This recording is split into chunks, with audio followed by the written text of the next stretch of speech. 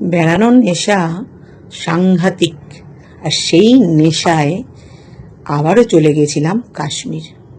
আর প্রথম দিন পৌঁছেই একটু রেস্ট নিয়েই বেরিয়ে গিয়েছিলাম ডাল লেকে শিকারা ভ্রমণ করতে। সত্যি সেই ডাল লেক একটা নস্টালজিক, দারুণ লাগে।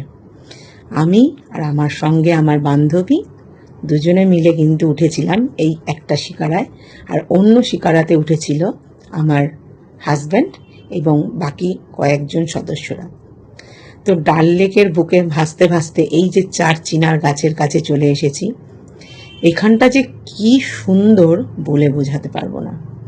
তোমরা যারা গেছো কাশ্মীর তারা তো জানো, আর যারা যাওনি তাদের জন্য আমি আমার এই ভিডিওতে সেই সৌন্দর্য তুলে ধরলাম।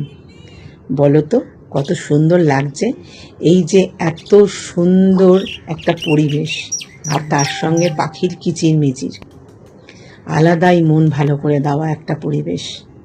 সত্যি এমনি এমনি মানুষ বলে না যে কাশ্মীর হলো ভূস্বর্গ, তার প্রমাণ প্রতি পদে।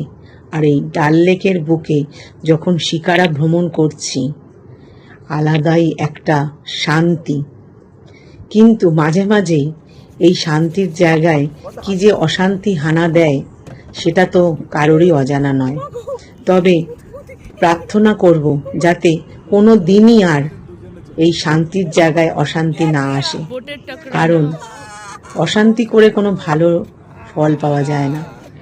এই যে শান্তিতে ঘুরছি, আনন্দ করছি, এটাই অনেক অনেক বড় পাওনা। এরপরে আমার আরও অনেক জায়গায় বেড়ানো আছে।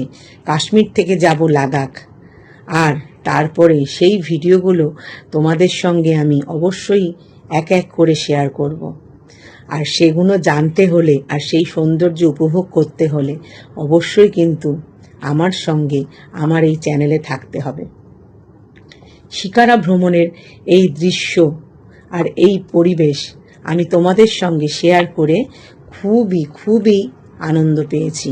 আর তোমরা কেমন আনন্দ পেলে সেটা আমাকে কমেন্টে